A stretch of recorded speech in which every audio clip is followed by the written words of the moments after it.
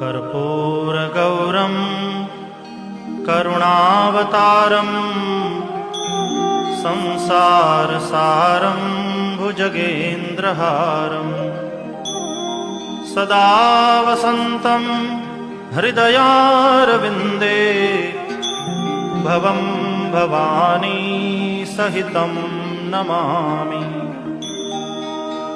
मङ्गलं भगवान् शम्भुः मङ्गलं वृषभध्वजः मङ्गलं पार्वतीनाथो मङ्गलायतनोहरः।